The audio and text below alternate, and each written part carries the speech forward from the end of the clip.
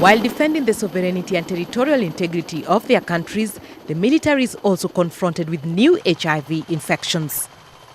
Although screening is done before deployment or even recruitment, many get infected while on missions. Care and treatment of HIV-positive soldiers and their families is eating into a great chunk of their budgets. At least a combat enemy is easy to deal with. If he fires a bullet, you can detect where it comes from. You can know what kind of caliber of weapon he's using. You can even know the capabilities that enemy has. But with AIDS, it's a different cup of tea. The challenge is to go out. 24 years after Major retired General Rurambi, a Ugandan, was diagnosed with HIV, he's still battling to stop stigma and create awareness among the military. Go and engage other people. He says officers often choose to remain mum about their status for fear of stigmatization. To be open, to disclose. If you are found to be HIV positive, you say farewell to being promoted. And some actually feared they would be even dismissed because they have got, the army used to have what they call the ineffective groups. In other words, when you're HIV positive, you are declared ineffective. And you know it is very bad to be declared ineffective. The mystery and silence surrounding disclosure within the military circles is indeed a time bomb, something that Major retired Ruranga attributes to fear and stigmatization within the military circles.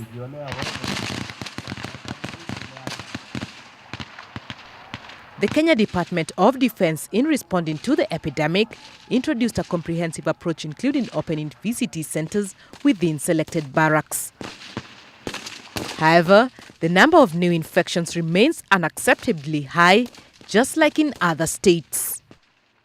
In Uganda, despite the many wars we have fought over the years, many of our comrades and very, very instrumental comrades in our military have fallen, not to the bullet, but to HIV. Like we can get money for our militaries, we should get money to fight HIV. HIV kills more people than war. The army defends, unfortunately, in Africa, the individual, patronage business, and does not actually fight, in essence, for the country, as perhaps a well-organized situation where people actually come together to fight HIV/AIDS. Kenya's military has been rated among the best in Africa, and yet, like other countries, its security forces are threatened as HIV affects combat readiness, with good commandants succumbing to AIDS. This calls for urgent interventions to re-strategize on how best to respond to the epidemic within the disciplined forces. Kathina Chenga for Channel 1, Beyond the Epidemic.